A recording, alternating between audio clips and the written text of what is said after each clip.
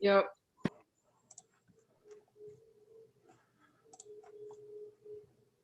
Can you guys see it?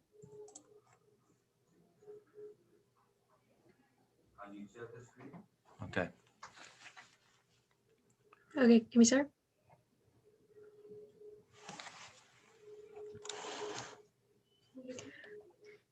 Hello, my name is Sangeeta and my teammates are Pravani and Rachel. We're from the Academy of Health and Medical Sciences. Our sustainable development goal is sustainable cities and communities. We're so excited to share our project with you. SDG number 11 is sustainable cities and communities. So what does this mean? The definition states a city designed with consideration for social, economic, environmental impact, and resilient habitat for the existing population. This allows future generations to experience the same, if not better, quality of life. So why are sustainable cities so important? Statistics from a UN study projects that in 2050, 68% of people worldwide will be living in cities. With this rapid growth, it's vital that our cities optimize job opportunities and living conditions for inhabitants while still reducing any negative impacts it may have on the environment. Sustainable cities are vital to providing a better life for future generations. They also have many benefits to the people living in them, such as reduced poverty and new jobs.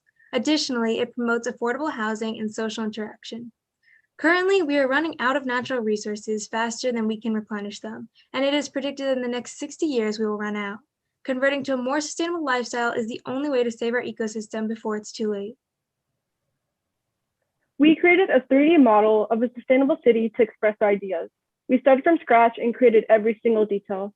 We included housing, open spaces, and green spaces.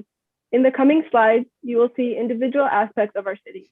We will be posting a link of our model on Twitter after this presentation, so whenever you get a chance, please check it out. One aspect of our sustainable city is its greenery. We prioritized adding as many plants and vegetation as possible. They support the city by photosynthesizing and providing the environment with fresh, clean air. Also, many plants act as purifiers by removing harmful pollutants from the air. Some examples of air purifying plants are peace lilies, lady palms, and parlor plums. As you can see, our building is surrounded by many plants, which provide both decoration and increase the sustainability of the city. Here are some models of homes we created. As you can see, we added hanging pot plants, which, without taking much space, increases the amount of vegetation of the city. Furthermore, we also added rooftop gardens. These plants help retain rainwater, lowering the possibility of water runoff and potential local flooding within the city. It also serves as natural filters for the rain and moderates the temperature of the buildings by absorbing solar radiation that could heat up many materials such as concrete and asphalt. We implemented greenhouses into our city to allow the citizens to grow their own food. This makes the city less reliant on others, therefore making it more sustainable. Greenhouses offer tons of benefits such as portability, pest prevention, and longer growing seasons. Greenhouses also require little space and don't compromise social quality. Since the plants are protected, they can be grown year-round. Any extra food scraps can then be composted and returned back to the plants to help them grow. Another aspect of a sustainable city is the use of sustainable transportation. We want to highlight the use of public transportation, biking, walking, skateboarding instead of using cars. Any other form of transportation other than cars lowers the amount of air pollution in cities and overall helps it become more sustainable. Here's an inside view of one of our houses. As you can see, there's lots of plants around the house. An important feature of the houses is that they're relatively small. This is because small houses consume less energy and are easier to power with renewable energy. Also, small houses are easier to insulate and use fewer building materials. They are easier to heat and cool and leave less room for unnecessary electronics. We also implemented lots of apartments into our city for the same reasons. We have also added parks to our sustainable city. The vegetation and space in parks allow for local ecosystems to survive, providing food and living space for animals such as birds and squirrels. Like mentioned previously, the parks will act as air purifiers, absorbing pollutants such as sulfur dioxide, ammonia, and others while releasing oxygen into the air. Also, the plants would purify nearby lakes or rivers, giving cleaner bodies of water. Within some sections of the park, we have added accommodations such as pools, playgrounds, and paths. This would encourage city residents to go outdoors and perform recreational activities in the park. It would also increase the quality of the community by giving them the opportunities to meet with one another outside of work or school, and it would also raise their health by ensuring they exercise. Some other aspects of our model city are sidewalks for walking, open spaces to promote outdoor activities, and narrow roads to slow traffic and reduce CO2 emissions. As you can see, the apartments and houses also have lots of windows so people can use sunlight rather than light bulbs. Lastly, we included photovoltaic streetlights, which rely on the sun rather than fossil fuels.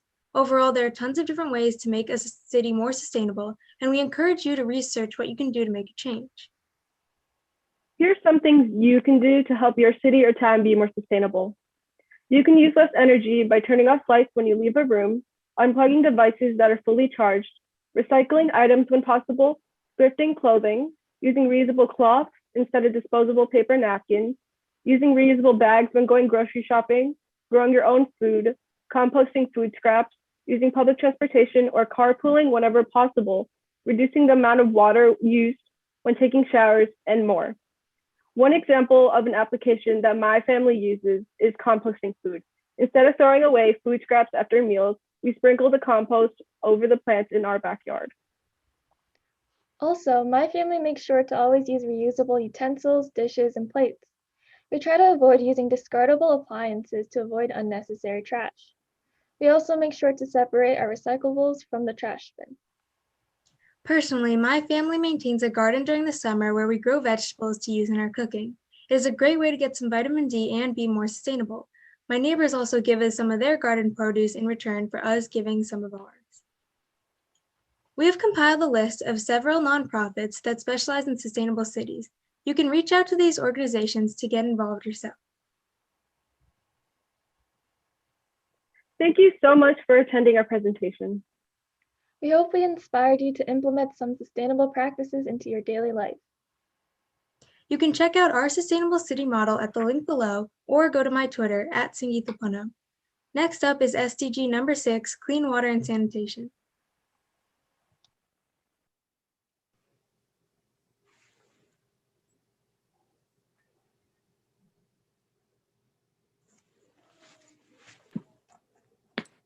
Can you guys see my presentation?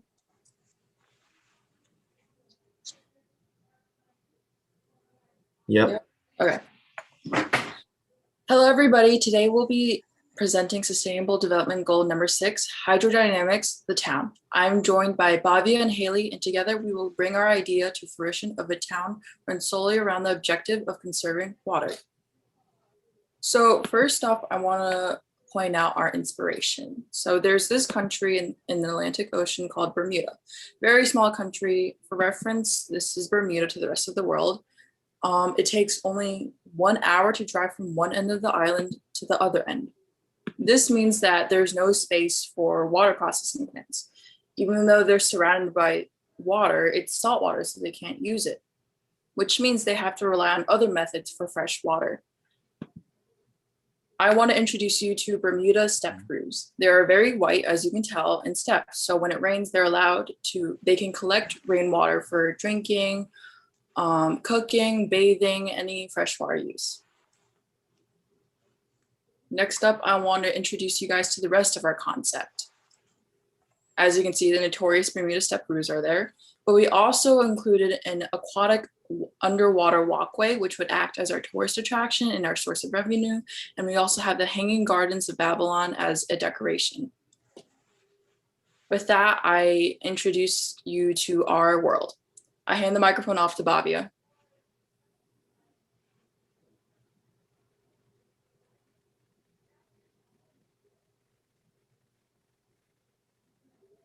Today, we will be presenting our 3D world that conceptualizes our SDG number 6, clean water and sanitation. Our first destination in our walkthrough is the temple/Parthenon, dedicated to the Greek gods of Poseidon and Athena. It is decorated with a multitude of different lanterns and fire pits. Inside, we could see 3 artifacts placed in significance of these 2 Greek gods. As we come along here, you can take detail to notice that we have decorated our pathways with streams of water, which not only work as a rain collector, but also as a source of water and energy. Coming up here, we have the library, which works as a way for the townspeople to gain knowledge, but also in here to upgrade their tools and weapons, and upstairs serves as a storage facility as well as a place to gather materials from another world. The roof serves as a rain collector and will be shown later in the presentation. As we come to the residential area, we could see the houses with 2 floors. As we go inside, we could see the house is decorated with paintings, lanterns, and here is our water collection facility.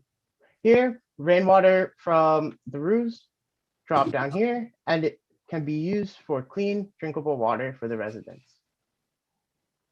Up here, we have the bedroom decorated with more paintings and lanterns. These lanterns are powered by solar energy and are used and are sustainable. And here is our rain collection facility from our roofs.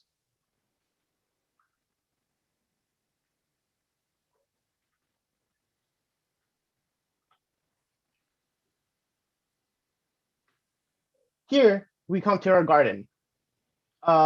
These flowers are used for decoration, and the dyes from these flowers can be used for clothing and other objects. Here we have our chests, which display our storage facilities for our garden and our tools. As you can see here, the water collects up and travels down, which also gathers energy. This energy is then used to power the doors, as can be seen here. They're automatic and open up just like so. Coming up along here, we can see that there's huge trees that are actually self-sustained. The water from the pathways, as well as rain, work to grow them. No additional water is required from the villagers. A similar process has been used for our agriculture system, where there's 4 plants: wheat, melons, pumpkins, and beetroot. Each row of plants has their own source of water, so there's ample amount of resources for them to grow. Half of the agriculture system has been completely uncovered, and the other half is completely covered by glass. And a pathway leads to the farm, which is populated by many different animals such as pigs, sheep, chickens, alpacas, llamas, cows, horses, and donkeys. Traveling around here, this farm is also self-sustained because the animals can be fed, which then allow them to produce offspring. The chickens also lay eggs, and those eggs can be used as ingredients for other foods and also can be used to spawn other chickens. The lake here, completely naturally made, has salmon swimming inside of it, which is used as food. For population control, there are 2 wolves inside the farm, which work to kill animals when there's too many. This entire farm is also naturally made, and the only edits that have been done is an addition of a fence to protect the animals.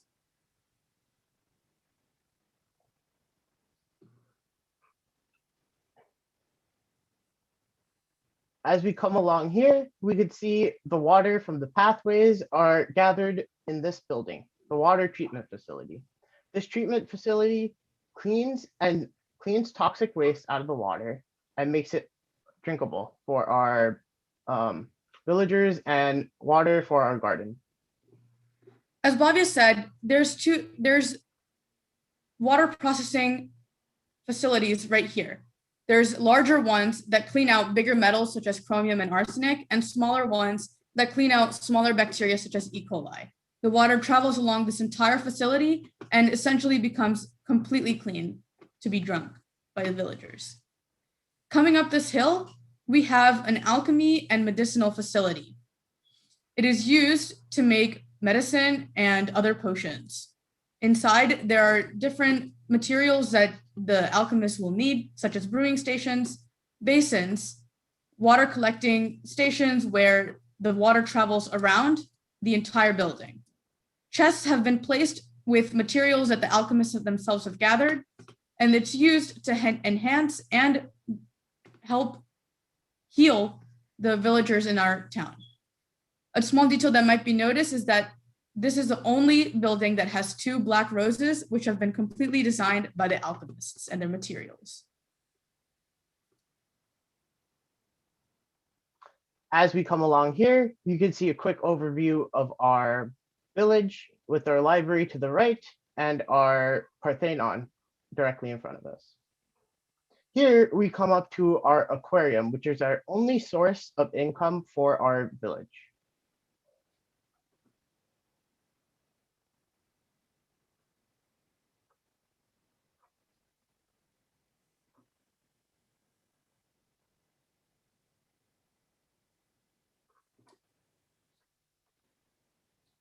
Inside, we can see that there's many different animals that are swimming around, and none of them have been put in danger or placed here especially for this aquarium.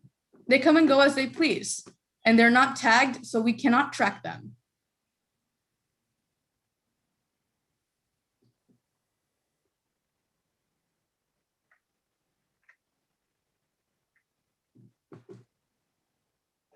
As we come along here, we go past our Parthenon / temple, and we come to this harbor.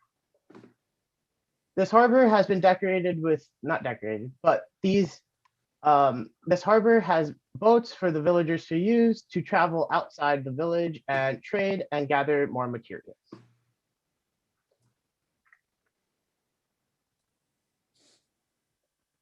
As can be seen in this project, our idea involves a game, and might be considered a waste of time for most, but one thing that I and my group mates have learned is that this game has revolutionized one aspect of our thinking.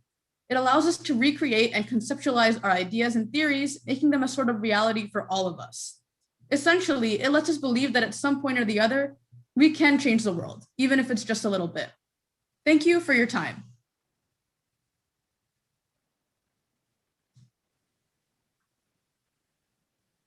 We now hand the microphone off to Anjali's group, SDG 13.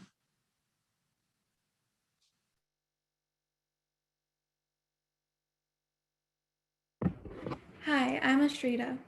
I'm Alyssa. I'm Anjali. And I'm Zachary. And we are juniors at the Somerset County Vocational and Technical High School. After recognizing the adverse effects of climate change, it is clear that international cooperation is necessary for combating the peril it has brought us and to build resilience to help communities all over the world. SDG 13, Climate Action, is geared towards preventing future implications of climate change and addressing the harm that has already been done. Our group is working towards spreading awareness and educating our community about the hazards that climate change has caused, as well as sharing what still needs to be done. The World Meteorological Organization has confirmed that 2020 was the hottest year on record, tying 2016. Carbon emissions have significantly increased since the 1880s, ultimately resulting in an increase of Earth's average temperature by 2 degrees Fahrenheit. The energy sector accounts for about 3/4 of carbon emissions. This includes electricity, heat, and transport. What do you think is the most pressing matter at the moment pertaining to climate change? All right. Out of the many implications caused by climate change, today we're going to focus on these 3: carbon emissions, the effect of climate change on developing nations, and natural disasters. So let's talk about carbon emissions. Carbon dioxide is the most abundant greenhouse gas, and the reason that we find so much of it in our air is because of the burning and production of non-renewable resources like coal, natural gas, and oil. And think about how much we use these substances daily. It's a lot. So I've been throwing around this term greenhouse gas a lot. So what does it mean? Well, greenhouse gases are gases that trap and emit heat. And as we consume more of these non-renewable resources, we start to notice this trend of temperature imbalances. So what does this do? Why is this problematic? Well, it creates more opportunities for natural disasters to occur. For example, recently in America, Texas received a great amount of snow. And this happened in a developed nation, and they were still unable to properly handle the situation with such a dramatic change in the weather. So if we put this in the context of developing nations who lack the infrastructure, who lack the important resources it takes to adapt to these drastic changes in temperature and climate, they're going to have a harder time adjusting to those scenarios. And according to the World Health Organization, as of year 2030, so 10 years from now, climate change is expected to contribute to approximately 250,000 additional deaths per year from malnutrition, malaria, diarrhea, and heat stress. Another problem that arises because of climate change in developing nations happens to be that climate change actually affects populations disproportionately. So women and girls are likely to experience the negative impacts of climate change compared to their male counterparts. This is because there's gender inequalities and development gaps that what that does is, because developing countries have such a dependence on natural resources that women and young girls have a harder time accessing, it becomes harder for them to get help from aid, and therefore just makes it harder for them especially to adjust to these changes. So let's discuss what we can do to solve these issues. So as you can see, these are some factories in China, and many people want companies to lower their emissions, but if we continue to consume as much as we do, then production increases. If we all stay mindful and aware of our purchases and consume less, we could help lower emissions. So what has been done and what can we do to mitigate this issue? So far, there has not been enough done, but there are still many strides being made against climate change. The three that we are going to focus on are the Paris Agreement, what China has done, and the difference between what developed and developing nations can do. One of the most major policy changes that have taken place in the past few years has been the Paris Agreement. This agreement was signed on April 22, 2016 by 195 countries. The key points from this agreement include keeping the global temperature increase below 2.5 degrees Celsius, allowing global emissions to peak as soon as possible and then quickly bringing them down, and limiting the increase of global temperatures to 1.5 degrees Celsius. China at one point had been the greatest producer of carbon emissions globally. However, now they have implemented policies to steer their industries away from coal, which has contributed a lot to greenhouse gases, and toward natural gas and electricity. Their carbon emissions are not going down at a fast enough rate. However, it is still better that they are taking these steps. Adding on to Anjali's point, the economic inequality between developed and developing nations has increased by 25% from 1970. Developing countries are the ones most affected by climate change, but they do not have the means to help themselves. They lack the infrastructure and resources to combat climate change. In addition to this, they are not even the ones contributing the most. Developed nations, such as the United States and China, are the major contributors to greenhouse gas emissions. They need to quickly implement policies to discourage the use of greenhouse gases in order to not only help themselves, but also the rest of the world. So as you can see here, carbon dioxide is the most prominent greenhouse gas, accounting for 81% of greenhouse gas in the atmosphere. So this chart here ties back to consuming less. China is the main exporter of everyday products, hence their carbon dioxide emissions being the highest. The worst part, as mentioned before, is that developing countries have to deal with these consequences. Even if steps are being taken toward a more green Earth, there are still things that we can all do. The first thing that can be done is to communicate with our local governments and vouch for eco-friendly bills. Our combined efforts will definitely be able to make an impact in preventing climate change. Another way to help is to advocate for carbon emission reduction and to educate others about the effects of carbon emissions. We need to show how much carbon emissions are affecting the climate change and what we should do about it. This knowledge needs to be more widespread in order to truly make a change. Lastly, each of us needs to be cautious and mindful of our own carbon footprint by carefully observing what we do each day. Keeping track of our energy consumption and amount of waste produced is a good starting point, and together we will be able to reduce carbon emissions around the world. Thank you for listening into our presentation, and please be sure to join for the next session with Mr. Nober's SDG number 12, at Nober Tech Class and by following the hashtag Goals Project hashtag.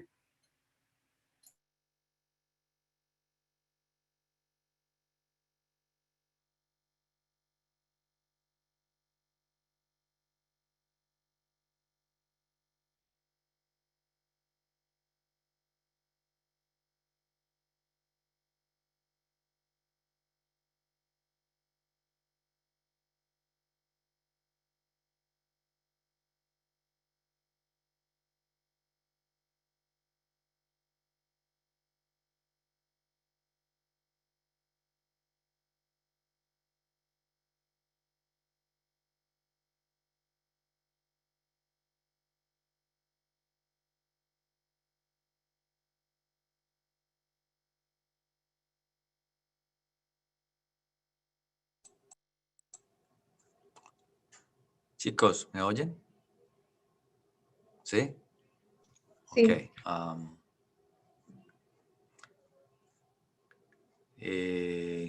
Un momento, por favor. Chicos, ¿me oyen? Bueno, let me finish with YouTube. Un momento, por favor. Yeah.